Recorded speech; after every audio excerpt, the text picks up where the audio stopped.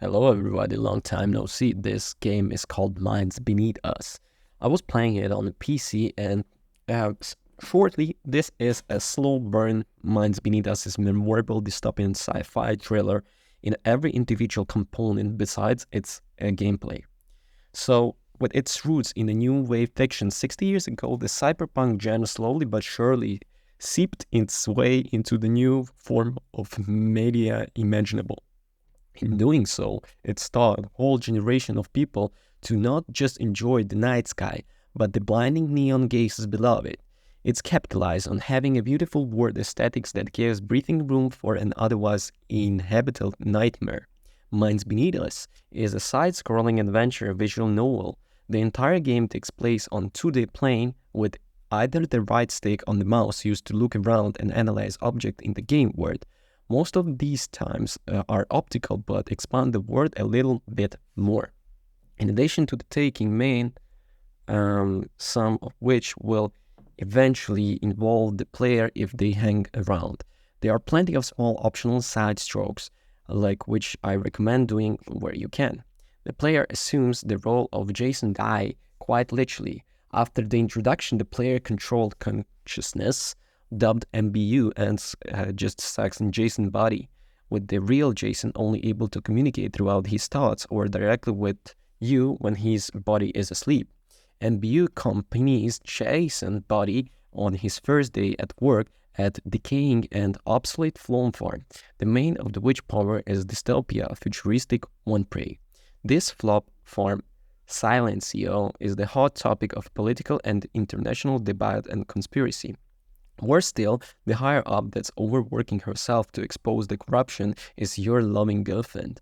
Over 5 days, Jason finds himself not just meddling but digging further and further down the rabbit hole of the scared morals until there is no light anymore. The story unfolds over 6 chapters, but it bookends and shorter. Chapter 1 to 4 are the real meat of the story and last 2-4 hours each at least, depending on you rating speed and building the navigation. The pacing is very slow, with a sporadic burst of tension and action, all of which made me jump through attention. The story often moves off a snail pace, but when it picks up unbelievably hard.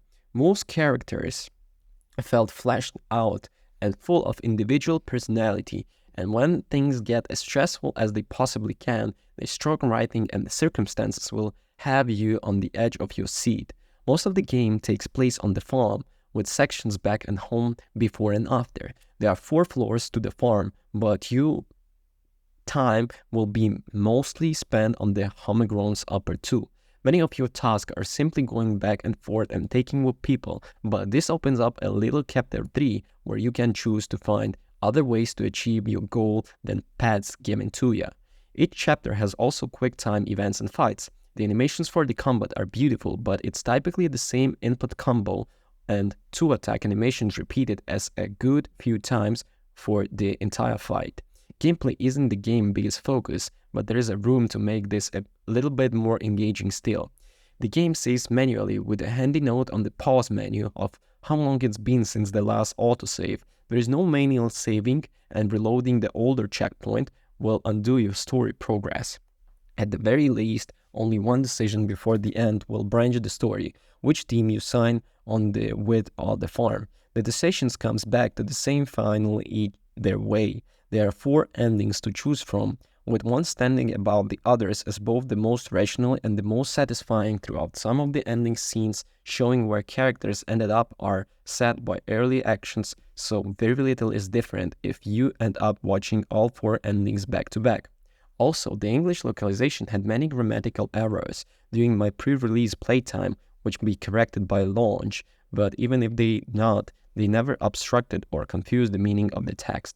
The game is presented visually though stunning hand-drawn backgrounds and animation. It has a very soft style with warm tones and no facial details, but the detail in other Abriles magazine stands and most notably the city itself is fantastic. Early in Chapter 1, the player takes a short stroll throughout the city, which is every bit as neon and skyscraper later as we've come to expect from a futuristic Asian setting. Its hand-drawn animation is equally as charming, with separate animations for walking and running and unique animations for changing direction in either state. The player's movement speed is also different compared to the NPC, meaning that your arm movements while walking never align with theirs. Even with the farm, the slack is the player character's uniform around the elbow is different to those of both male and female NPCs. Some NPCs will also be holding items or interacting with vending machines. Such small attention to details goes a long way for me. The game uses the stereo field relative to center of the camera. Player footsteps are panned particularly left or right depending on the direction, while the NPCs who walk from the one side to the other have their footsteps move accordingly between the left and right speakers. Spot effects work the same way, such as the right leaning wall in the constellation area reflecting the room layout from the camera's perspective. Speech bubbles, whereas only sounds I found and ignore this rule.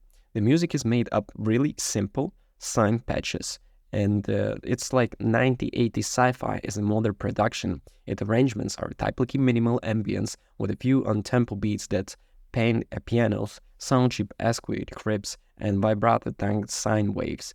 Even the solo piano piece is stringed with a chorus effect. My favorite track is Apartment Theme. After everything happens throughout the days, it is the coolest little respite to come to home.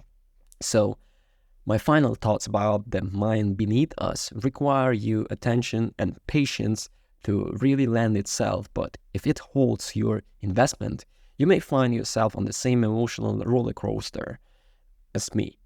It's hard to look past its incredibly slow pacing, but its strong character writing, animation, and music at least keeps it enjoyable during its the downtime. And again, and again, and again, and again, a slow burn, Minds Beneath Us is a memorable dystopian sci-fi thriller in every individual component besides its gameplay. And thank you for watching. Don't forget to rate, comment, and subscribe. That will be it. Thanks for everything. Please find the links below in the description. Peace.